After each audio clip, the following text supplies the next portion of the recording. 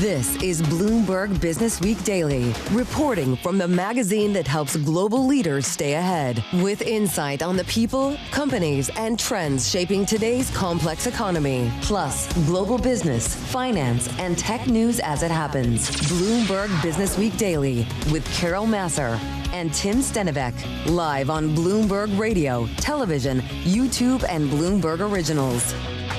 Yes, indeed, everybody. It's Monday, November 10th, 2025. Carol Massar, Tim Stenovec, and risk trade is back on, Tim. Yeah, it is. You type in World Equity Indexes on the Bloomberg terminal, WEI, and it's green across the screen. 2% to the upside on the NASDAQ composite, 1.3% to the upside. On the S&P 500, we're going to have some more details from Alexis Christoforous in just a minute, but suffice it to say, risk on is the theme. Absolutely. All right. So stocks are up. Bitcoin is up. The U.S. Senate advancing a plan to end the longest ever government shutdown and remove a significant economic headwind. And I feel like this is a lot of what we're going to be talking about over the next 60 minutes. Yes, that U.S. government shutdown feels like it's nearing an end, but there are more steps to go. So the questions Tim and I are asking, is this real progress? Is it a political win for the Republicans, for the Democrats? And what is really in it for you, me, and the rest of us? Are we the ones who these members of Congress are supposed to be working for, right? That's a yes. Okay. Okay, so all those questions will be asked a little later in the program. And answered, too. Plus, caught up in the shutdown, the nation's airports. The latest on the snarls, ground stops over the weekend at multiple airports, including those in the New York City area. Oh, and then that snowstorm in Chicago. Oh my that gosh. Not helping at all. I was talking to our Romaine Bostic. He made it. He made it. Barely. But I think he switched airports. I didn't know. He had to switch carriers. It was not easy. So many of our colleagues go on, weekend trips every weekend. He's living the life. Yeah, anyway, he really is. We might talk to him a little bit later on. All right, folks, let's get to it, and let's get a check on the trade as we see stocks near their highs of this session. Over to Alexis Christoforous. She's in for Charlie Pellet. Hey, Alexis. Hey, we've got a nice, big, fat rally underway on Wall Street on rising bets that the U.S. government shutdown, now in day 41, could end soon. The Dow Jones Industrial Average up 310 points at 47,295. The S&P 500 adding 91. We've got the NASDAQ Composite sprinting 477 points, a gain there of more than 2%, led higher by, you guessed it, the Mag 7, the Bloomberg Magnificent 7 Index, up now better than 2%. We've also got gold on the rise, up now 2.7%, above $4,100 an ounce, and not to be left out, Bitcoin up nearly 1% at 105,471. We've been talking about it all weekend long. More than 1,700 flights have been canceled across the U.S. today alone as the FAA limits capacity at 40 major U.S. airports. American Airlines saying delays and cancellations this weekend impacted 250,000 customers. Checking the airlines, Delta up now about 0.5%. United Airlines barely budging, but American Airlines down nearly 2%. Now, at the same time, President Trump blasting air traffic controllers, threatening to dock their pay if they don't show up for work once those paychecks resume. He's also recommending a $10,000 bonus for air traffic controllers who remain on the job during the government shutdown. In other stock news, shares of Papa John's up now nearly 11% after reports of a potential buyout by Tri-Artisan Capital Advisors. This all-cash offer of $65 a share would value Papa John's at about $2.7 billion. For on-demand news 24 hours a day, subscribe to Bloomberg News Now wherever you get your podcasts. I'm Alexis Christoforous, and that's your Bloomberg Business Flash. All right, great stuff. Alexis, thank you so much. Well, today, the White House expressing support for the bipartisan deal to end the U.S. shutdown, a key development that makes it likely the government reopens within days. We shall see. The Senate is resuming deliberations on its deal with centrist Democrats, but has yet scheduling a vote for final passage, although I'm hearing some talk that it could happen maybe later this evening. Okay, we'll be tuned to that. Senate lawmakers also still must wind its way through potentially time-consuming procedures, and then the House members must travel back to Washington to vote for the first time since September 19th. That's a little bit of schoolhouse rock. Yeah. Is that? Yeah. But you can leave, I guess, you can. When the government shuts down and still get paid. But yeah. Okay. Oh, okay, Carol Massar, go ahead. My soapbox. All to you. All right, let's see what the co-founder and director of economic policy at Veda Partners has to say. She is Henrietta Treyz, certainly a friend to us all here at Bloomberg. She joins us from New Orleans. Henrietta, glad you could join us. We talked to you. The surveillance team does a lot in terms of what's going in and around the Beltway. So is this real progress? Is it a political win? And if so, for whom? Yeah, we definitely have progress overnight. Very excited about it. I'm optimistic that they will be able to get the House vote done as early as tomorrow. I think there's no better Veterans Day gift to give to our veterans than making sure that the military are paid and all the 700,000 furloughed workers can get their paychecks and some back pay as well. So hopeful that that starts moving forward. For investors, the most important thing is that we're open by Friday, so we might start to get some BLS data from September. I think that that's possible. Staff's still getting briefed, but that's my expectation. And fingers crossed we're there. Do you think this is a solution? Yes. I mean, I think that we've got the final package. We're going to have opportunities to keep having these ACA subsidy fights into December. And then we know that there's a January 30th CR. So we'll have the same exact fight all over again. Some of my smartest clients are saying, what are the odds of a continued, round after round of government shutdowns? And I think that if you look at what the two sides are taking away here, the Democrats are mad that they caved, and the Republicans, and in particular President Trump, have suffered quite a lot just on their own personal approval ratings. So it's kind of like playing chicken with a crazy person. They're happy to see what happens, and that's what we walked into this time. Does it seem like Democrats gave in on this? They're not getting what they wanted. Yeah, to the far left, that's definitely how they view it. They wanted the actual ACA subsidies extended. You can see why. For voters over the age of 60, your ACA premiums are going up $919. It's pretty substantial. The average one for people in their 20s, 30s, 40s is almost $200. So these are, very real benefits for, I think it's 42 million Americans. So definitely something that Democrats wanted to see delivered. But the good news for them is that they got the fight back on the front burner. And when you were standing at a low 30% approval rating, you really don't have much further to drop. So the Democrats getting engaged in this fight and pushing back against what has otherwise been, 10 months of Trump running the board is not all bad. On the Republican side, for President Trump, his disapproval rating has doubled since October. So there's a lot of reason to think that even though the ACA subsidies didn't get extended, Democrats fought the right fight. I think that that's what Schumer and Jeffries believe. As we watch the political fights that go on in Washington and have for a long time, no matter who's in the White House, at least over the last few administrations, I think it's safe to say, Henrietta, what really struck us all, and I want to go back to those SNAP benefits, that 1 in 8 Americans need food assistance. Why is that? What does that say about lawmakers, Republicans and Democrats, through several White Houses and the job that they have not been doing for the bulk of Americans? I mean, aren't we the world's largest and richest nation? Yeah, we sure are. And I think it's important to note that 70% of those recipients have full-time jobs. So it's not like these people aren't working. A disproportionate number of them are young people and also old people over the age of 60 or 65. But, if you really want to get into the nitty-gritty, why are people, 70% of these recipients, on food stamps if they have full-time jobs? What is their pay? I think there's some really interesting, conversation that always comes up when we talk about SNAP benefits of what are these giant corporations, Walmart, Target, Dollar General, et cetera, what are they paying their employees that they still also need to have food stamps? So it's really everyone to blame here on this front. Why is this, though, not something that gets pushed further in Congress with lawmakers? Well, especially in a year like this one where they're focused on cutting federal spending. I mean, and you look at the One Big Beautiful Bill, there were repeated instances of cutting food stamps back, limiting eligibility, all in the name of saving money, which is, interesting given that it was a $3.5 trillion deficit increasing bill, and they eliminated the current policy baseline, which forces Congress to pay for things going forward. So the decisions around trimming federal spending are very proactive. They're on purpose, and that was across Medicaid and SNAP in the One Big Beautiful Bill. So I don't know that this is necessarily seen as a problem to see the limitations. It's part of making the government smaller, which is what Trump and the Republican conference are trying to do. Let me throw on top of this, and forgive me, I don't have the details right in front of us, but we were talking about this in the newsroom, that the president is now proposing giving Americans a $2,000 check. Like, how do we do that? I don't understand. We talk about deficit, and if the economy is doing well, why do we have to do that? Secretary Besson said it could come in the form of tax cuts. Okay.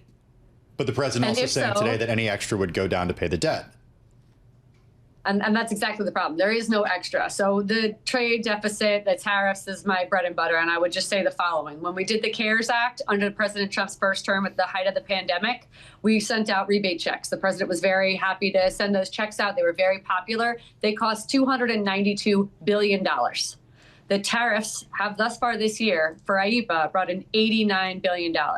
So if you're going to increase the rebate check from $1,400 to $2,000, and presumably there'll be a qualifying child credit of $500, something along those lines, you now have to spend $400 billion of the $89 billion in revenue that you brought in from tariffs. And why are you sending the rebate checks in the first place? Is it because costs of goods are increased? Is it because of the tariffs? It sure enough is. So you have this really circular logic that's a huge problem, and there is no leftover revenue to reduce the deficit, which is, of course, what bond markets are so focused on. Hey, Henrietta, just last question on healthcare and whether or not Republicans come to the negotiating table in good faith when it comes to the Affordable Care Act later on. That's what Democrats want to see. Does that can get kicked down the road to January, and do they meet?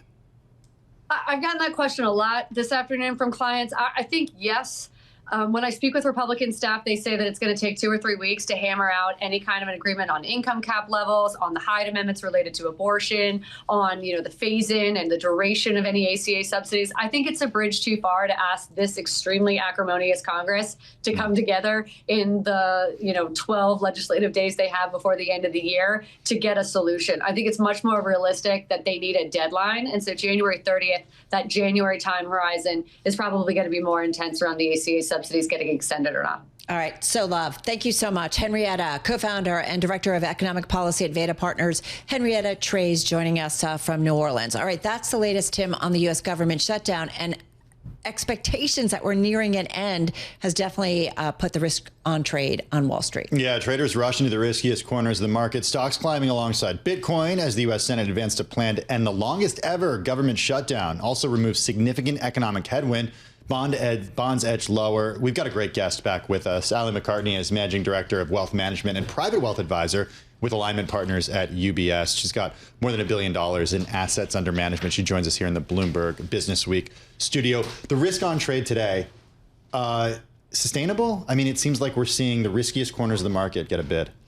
We've seen a lot of back and forth in this kind of trade. So last week was the worst week for the NASDAQ since April, since we began the tariff tantrum. So what happened last week, I think, was a combination of a lull in earnings news. First of all, we had gotten all the good earnings news out, and then everybody waits till NVIDIA. We also had the end of October, which is a fiscal end for a lot of funds. So there was a lot of purging and taking profits. And then for whatever reason, the sentiment in data was really unpleasant last week, and people chose, investors small and large, retail investors chose not to show up, which has been the bid that's been getting the market through. And they chose to focus on things that, given what you just talked about, are not particularly surprising, like the lowest consumer sentiment out of Michigan ever, right? So I think, when I look at everything that you talk about, and I love the way that you talk about it on this show, because it's from an economic perspective, but also from a social and human perspective, clearly what's happening is the low-end consumer is getting squeezed. Things are much more expensive. There are probably many of those people who are on SNAP benefits who haven't gotten paychecks in a long time, and they're having a real hard time, and they see in that Michigan sentiment number more hard times. Whereas you look at the 5 or 10% that now spends 50 to 60%, and what are we seeing? Markets are at all-time highs. AI is increasing the productivity of our jobs and our labor. We see interest rates going low, so we can probably have more of a tailwind and more of an ability to borrow. But that same movement in interest rates doesn't give the general population access to a housing market. So we really are like a tale of two cities right now. Right. Right. I mean, that's the other thing about access to lending. Who really gets it ultimately, right? And I thought it was striking what Henrietta said, that 70% of the SNAP recipients have full-time jobs. That shocked me. I was very surprised to hear that. That's not the narrative that I think we push on Wall Street or from a government perspective. We've got one of our reporters on shortly, Mark Niquette. They've got a story out on the Bloomberg. It's Trump's economy now, and Americans don't seem to love it. And they get into how the U.S. economy, Alli, is so increasingly dependent on three narrow interconnected A pillars: affluent consumers, artificial intelligence-fueled investment, and asset price gains, making it less stable if any of these pillars weakens. Those are kind of the three pillars of the market run-up. They absolutely are. It is not hugely atypical of sort of the end of a bull market or a boom cycle. Yeah. And the question that everybody's asking now is not if, but when, right? These are called cycles for a reason. Portfolios are built the way they are to have things that go down when other things go up. You're not supposed to have gold rally 65% while stocks are up 28%, while bonds are sort of mildly up. So we are in a very strange period where something will have to give. The question is when, and will it be on the federal side? Mm-hmm. Will it be on the AI side? Because, you know, the thing what do you think most likely?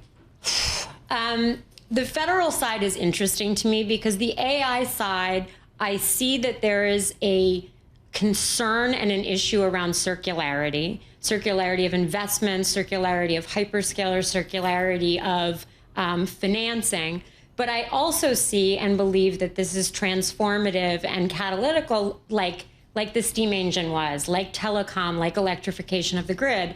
And this, not surprisingly, is happening quicker than all of those other capital expenditure cycles happen. But it's actually not from a percent of GDP perspective concerning. It actually probably has a lot of room to run. So I think that, you know, the affluent works until it doesn't work. And whether that's because it gets litigated away or redistributed in some sense. Again, not a conversation we have in terms of portfolio managers on a daily basis point.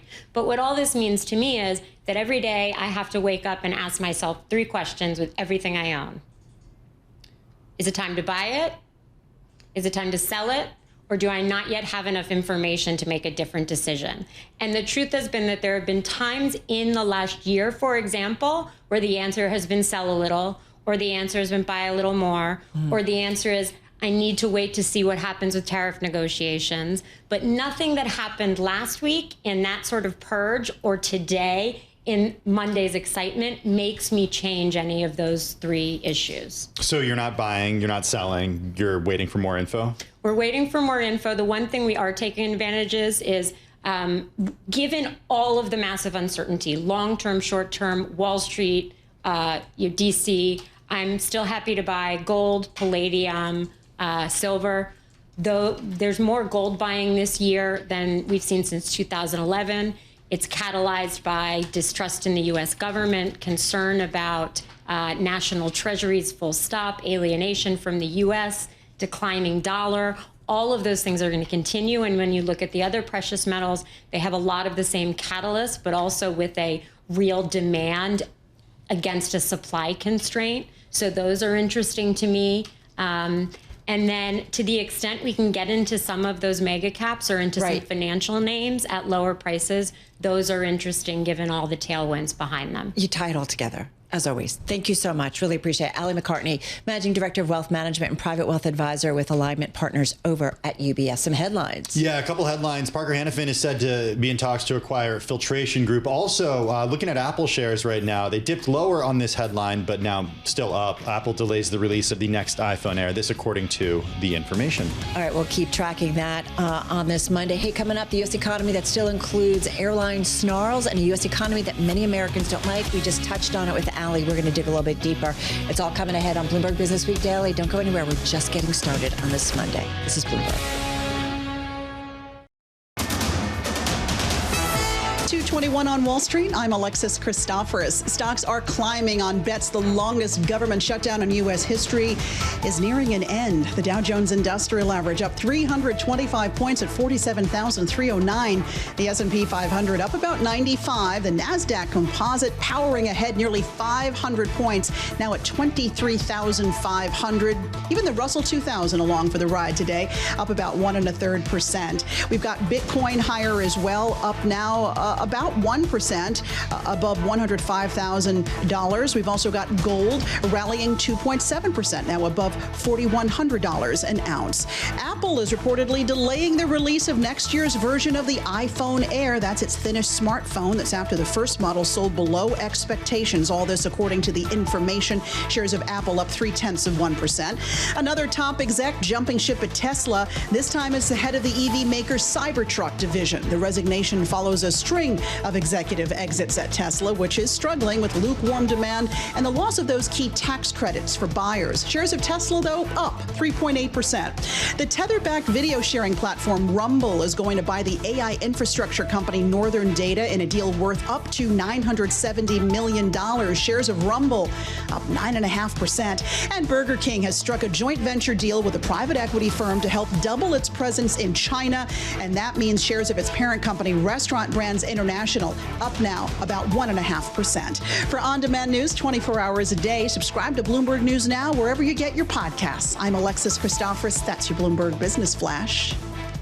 All right, Alexis, thank you so much. Carol Massar, Tim Stenovec, live here at Bloomberg headquarters in New York City. Well, looking at FlightAware data right now, I know, Tim, you are like glued to it. We're looking at how many delays? 5,300 delays within, into, or out of the United States so far today.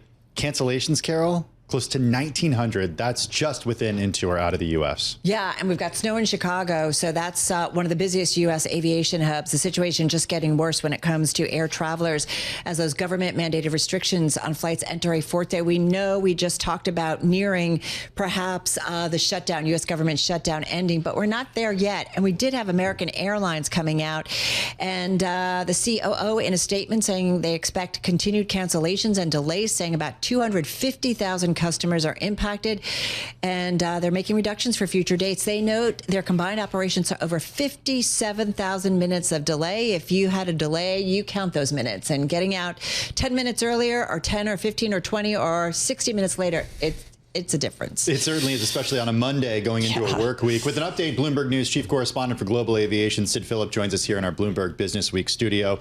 The delays that and I kept getting updates on my phone this weekend, Sid, about ground stops at LaGuardia, Newark, and John F. Kennedy on Saturday. The delays that we're talking about right now, how much of those are about snow in Chicago versus staffing issues?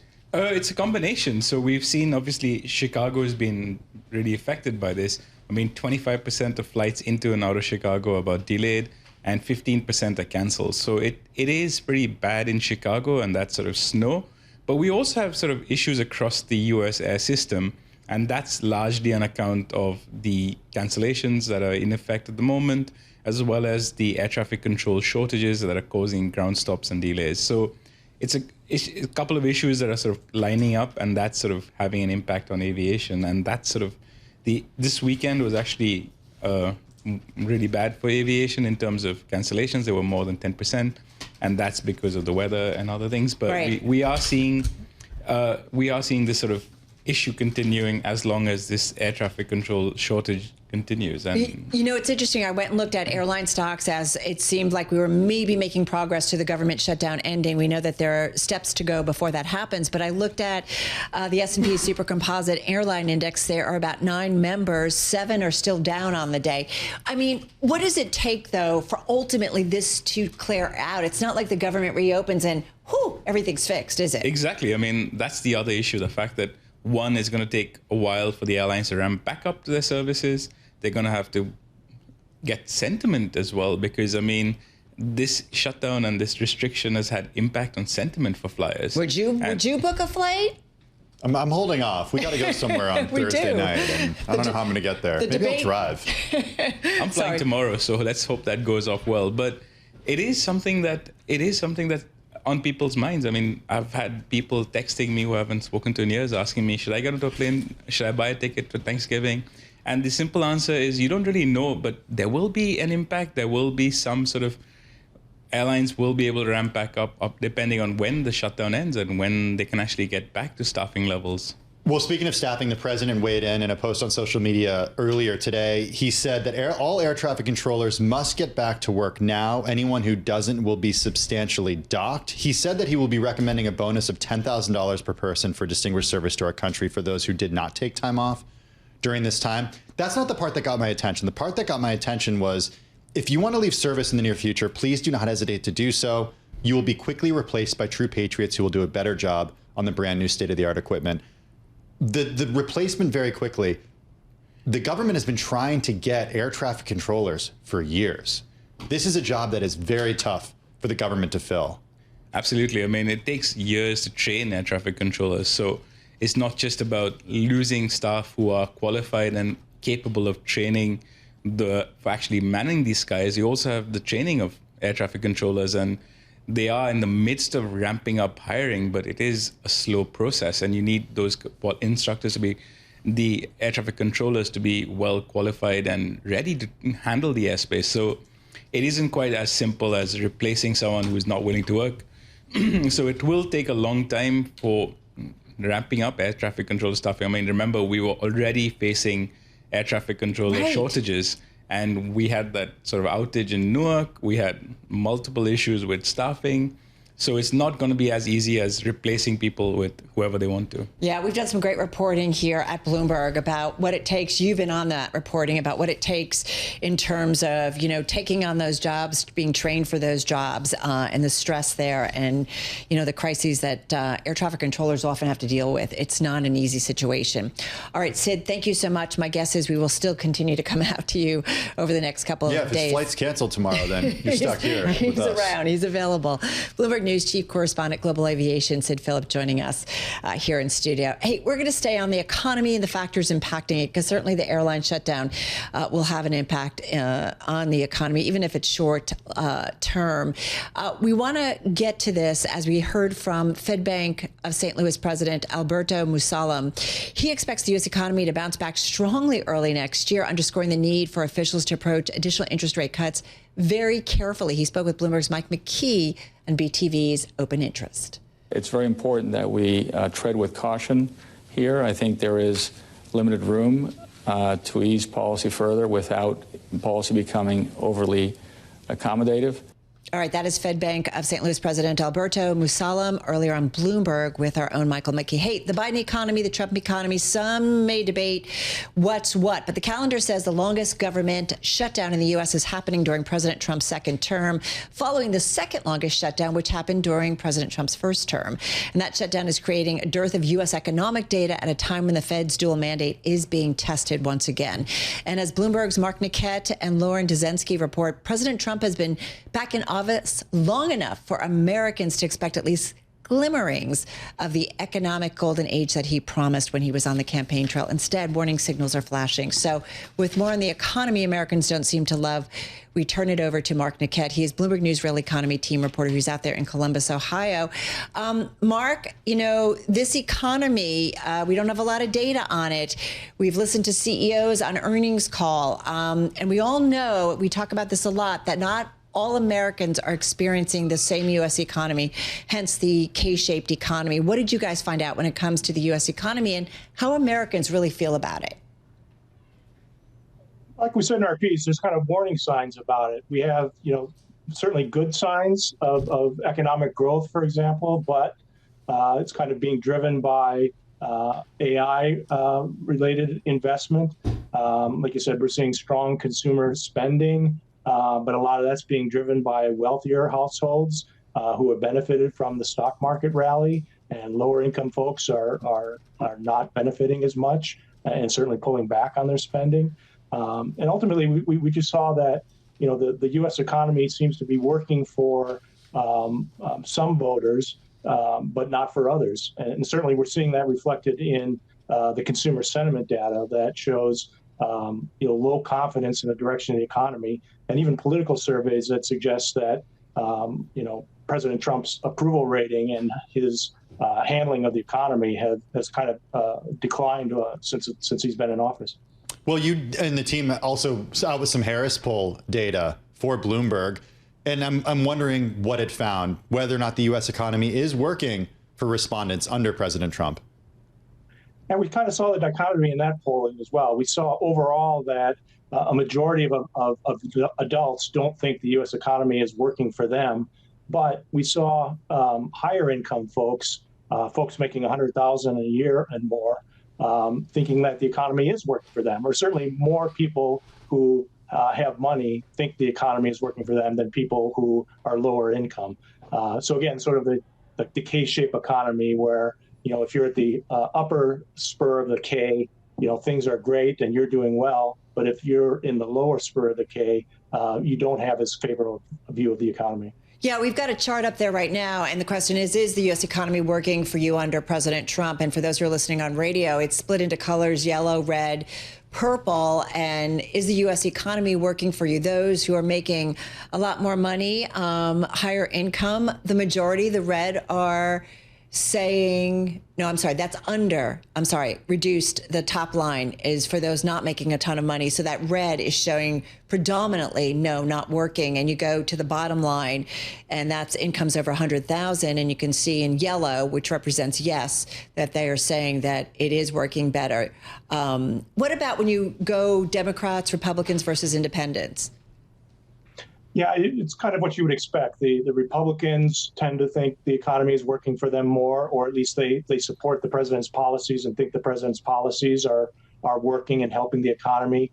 Democrats, not so much. But what's interesting in that polling is you're seeing increasingly independents thinking the economy is not working for them or not approving of President Trump's economic policies, which could be, again, a warning sign for Republicans heading into the midterm elections next year. Well, just very briefly, manufacturing. You go through a host of data in this story.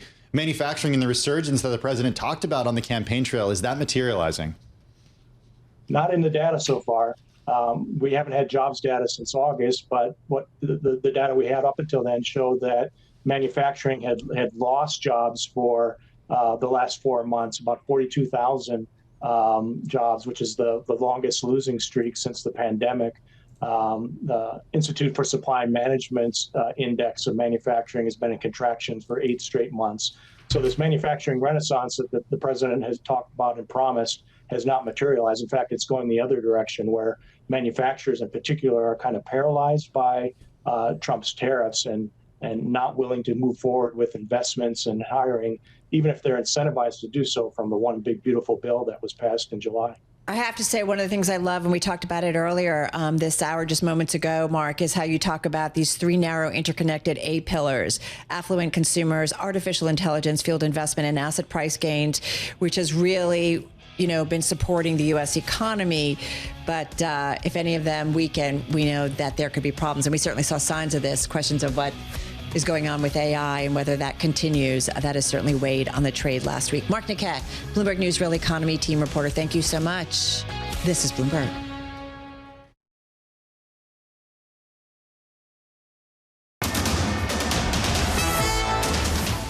2:40 on Wall Street. I'm Alexis Christoforous, and stocks are rallying after Senate lawmakers took a critical step towards a potential deal to end the historic U.S. government shutdown, which is now in day 41. We've got the Dow Jones Industrial Average near its best level of the session, up 340 points. The S&P 500 gaining 98. The NASDAQ Composite running ahead, 513 points, a gain there of 2.25%.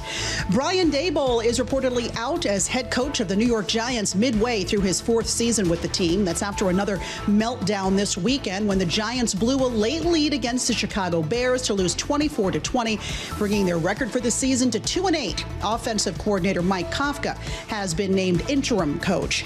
And Apple shares briefly turned negative after the information reported the company is delaying the release of next year's version of the iPhone Air after the first model sold below expectations. Shares of Apple bouncing back a bit, now up 0.4%.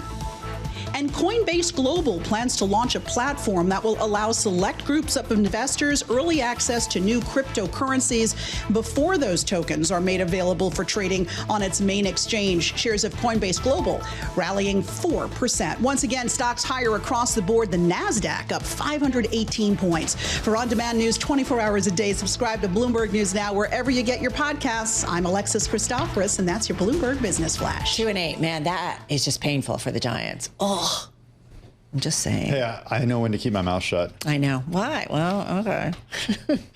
All right. What could go wrong here? Hey, listen, when Magna International reported earnings on Halloween, shares of the auto parts manufacturer rallied as much as 7% intraday in response to third quarter sales and adjusted EPS beats. Magna management also raised its fiscal year sales forecast thanks to strength in North America and China. There was a lot going on. Company based in Canada, biggest automotive supplier in North America, everything from automated driving control modules, powertrains, lighting, mirrors, complete engineering systems, so much. It is a great, great, great read on the auto economy. Back with us is Swamy Kotagiri, president and CEO of the nearly $14 billion market cap auto parts maker Magna International. The stock up close to 18% so far this year. I want to start with kind of where we left off when we spoke to you back in April. This was just after the president's so-called Liberation Day tariffs. You liken them and the additional cost to drawing upon the playbooks from past rotating UAW strikes, COVID, the great financial crisis, the chip crisis, all rolled together. We were pretty shocked about those comments because you said it was big. Is it still that big of an impact? Has it been that big of an impact? Hi, good afternoon. Thanks for having me. Yes, there has been a lot of dynamic challenges in the industry, as you know. And when you spoke to me last, it was fresh, at that time. As we sit here and look at it, I think our annualized tariff impact is roughly in the range of 200 million. But we continue to work with our team, with our customers, with our supply base in mitigating as much as possible, adhering to the USMCA compliance. All in all, I think we have been able to, with a lot of self-help, a lot of work with our customers, we've been able to bring down that impact to roughly 10 basis points, which means about 30 million for Magna this year. So I will say our BI team reacted to our Bloomberg Intelligence team, Swamy, reacted, and they said they believe that your company's continuous cost cutting and operational excellence could further release margin gains in 2026. And they talk about in the U.S., major customers are benefiting from a more profitable sales mix with higher sales of pickups and SUVs offsetting lower EV production, which should enhance Magna's program economics for upcoming 2026 launches. Do they have it right? Yes, they do. There's a lot of hard work, and thanks to the team, there's been a lot of traction in our operational activities, including some of the activities that you mentioned, cost restructuring, optimizing our operations. We have really worked through about 40 divisions in terms of restructuring, consolidation, bringing things together. And when the mix and the volume become stable and it comes through, you see profitability going to the bottom line. And that has been our focus: cost reduction, margin expansion, and free cash flow generation. We have talked about 150 basis points over the last 3 years. And I'm glad to say we have an additional visibility of 35 to 40 basis points going into 2026. So this is a journey. It's never going to stop. You're in an industry that we need to constantly work on improvements. We call them continuous improvements, and we're starting to see the result of that. But you did talk about demand destruction in the short term when we talked with you in April, right after Liberation Day. Has it played out as bad as you expected? And where are we today? Your top customers are a who's who of the global auto industry. So where are we today in that demand destruction? Are we done? I wish I could have that crystal ball, but the way I look at it is we peaked out as our industry in North America about 17.5 million units. Interestingly, I was looking at the data, go back 20 years in 2004, 2006 timeframe, North American production volumes were somewhere between 15 to 16. We are still at 15 to 16 million units today. I think the volumes held up this year, but I always like to stand back a little and see where was Magna. Magna 20 years ago was a $20 billion company. Today, we are a $40 billion company. And it's the result and the efforts of the team to continue to gain CPV and to diversify our customer base. And that's where our focus is, right? And to your point, though, I hope this is the trough. If you look at the average age of the fleet, it's pretty high. The inventories are pretty normal. So I like to say, there is elasticity of demand that's going to come back looking forward if there is no more externalities like we have had in the last 4 years. Your company is based in Ontario. We are curious about the U.S. and Canada trade negotiations, or lack thereof. Given the impasse between the U.S. and Canada, how is that affecting your industry and you specifically? Yeah, as you know, auto industry is a very interdependent ecosystem, and it's pretty complex in North America. So it has been challenging, but I would like to look at Magna really as a global company. We have tens of thousands of people in Mexico, in Canada, and in US. And obviously, we are following the footprint of our customers, looking at the economics, looking at transportation, looking at logistics. And that is the competitiveness that ultimately lets you be the player that you are, right? So the focus has been on it. Whatever the policy is, if there is certainty and visibility to the policy going forward, I think it's just going to be a tailwind to everybody, the OEMs and the supply base in all. But Swamy, is it broken, the U.S., Canada? I mean, it's been so intertwined, really, the North American, global auto supply chain. But is it, especially the U.S. and Canada, is it changed forever? Again, I'm not an international trade policy expert speaking from a common but you have a great vantage and a great window on how it has worked and how it feels today.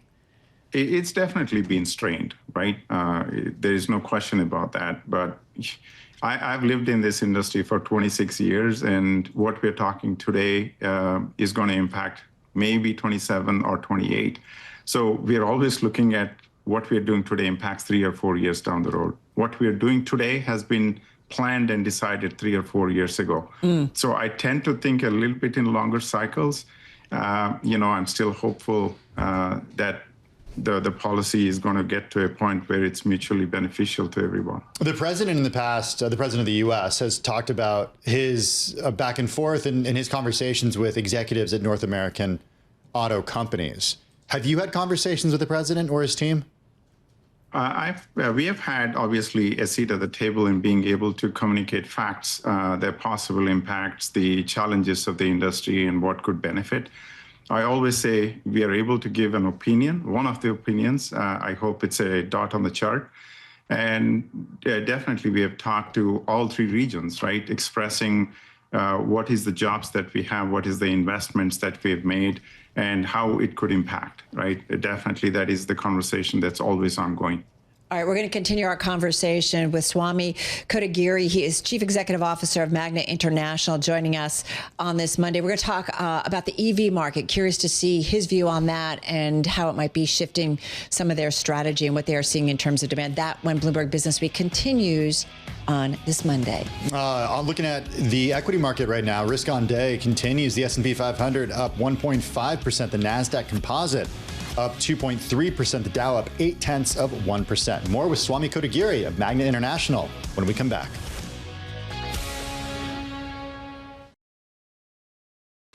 This is Bloomberg Businessweek Daily with Carol Massar and Tim Stenovec on Bloomberg Radio and Television. All right, let's get back to our guest, Swamy Kotagiri, President and CEO of Magna International, of course, the massive auto parts manufacturer. Hey, Swamy, one thing we wanted to ask you, the EV retrenchment that we continue to talk about here at Bloomberg, how is it affecting your business and the auto industry in general? You've got Ford considering killing the F-150 Lightning, Stellantis killing the Ram EV, and GM taking a $1.6 billion impairment charge on its EV assets. That feels pretty chilling. How is that impacting you guys? In the past, we've always looked at EV, and if you look at some of the comments that we made, I think we were a little bit conservative, but definitely the North American EV penetration has had an impact on us. We came back and talked about the impact of our revenue going forward in the August, I think, of 2024. But the key thing has been how we've been able to pivot. We had our peak CapEx spend in 23, 22. We got back to the sales to CapEx ratio, shows our agility in being able to get back and look at optimizing how we can reuse some of the capital with the help of the customers and so on and so forth. But overall, EV, I think in other regions continues. And as a global company, we see that continuing in China and Europe.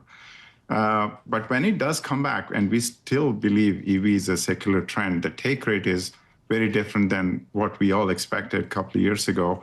But with the investments already there, with the development that's behind us, and our ability to hit whether it's an internal combustion engine or a BEV or a hybrid, that flexibility in our product line has helped us weather the storm pretty well. And I think that's what we need to continue to do going forward. I know that the decisions you make now are decisions for 4 years from now. So are you changing product plans to develop more gas-powered vehicles or to help make supplies for more gas-powered vehicles?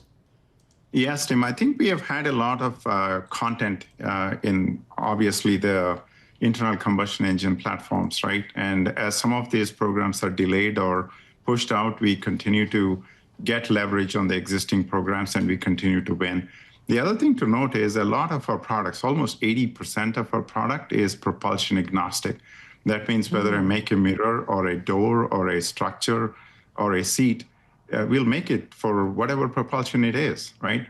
So as far as we are flexible and continue to do that in our processes, we've been able to take advantage of that flexibility and gain market and continue to grow our revenues. Swamy, just 30 seconds here. Any signs of a U.S. recession, a global recession?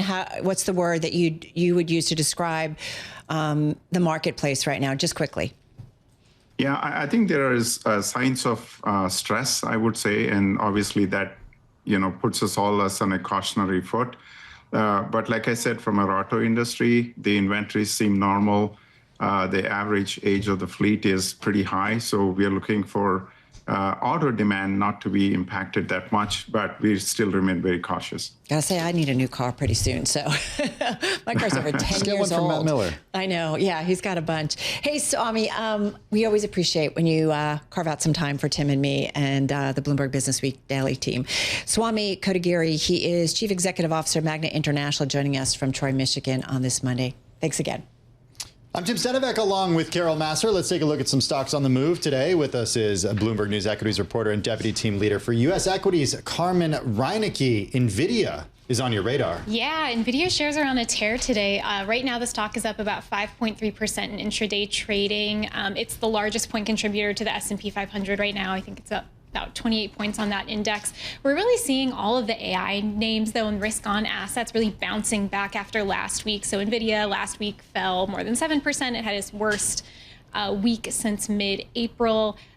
So we're just seeing, hopes that the shutdown is ending, and I think looking ahead to maybe some results for NVIDIA next week, just bolstering optimism again, and everyone's flying back into these risks. I will say the SOX, the Philly Semiconductor Index, 26 of the 30 names are higher today. So yes, the risk on trade in a big way.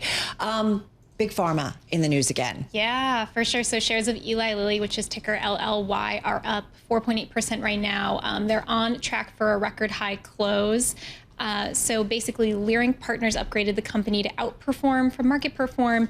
This is after the recent deal with the Trump administration to cut prices for obesity drugs in exchange for wider Medicare coverage. That happened last week, so I think we're just seeing some continued trading on that. The company also said that it was going to utilize an AI platform to aid in drug discovery, so that could be giving shares sort of an extra little boost today if there's investor optimism about using artificial intelligence in the healthcare space. And I guess on the flip side, we're really seeing shares of U.S. healthcare insurers and hospitals falling today. So lawmakers, they're drawing closer to ending the government shutdown, but it looks like that's going to be without securing an extension of U.S. or Affordable Care Act subsidies. And so this is really hitting shares of stocks like Centene Corp, CNC, it's down 8.4% right now, worst day since July. And then Molina Healthcare, MOH, it's down 7.5% today. This is the lowest actually since April 2020 for this stock. So really, really significant news here. All right, good stuff. Stock movers, check out our 5-minute episodes, winners, losers. You can find it on Apple, Spotify, or anywhere you get your podcast. Let's try that again. Hey, if you're watching on TV, the close is coming your way. Tim and I continuing on Bloomberg Businessweek Daily.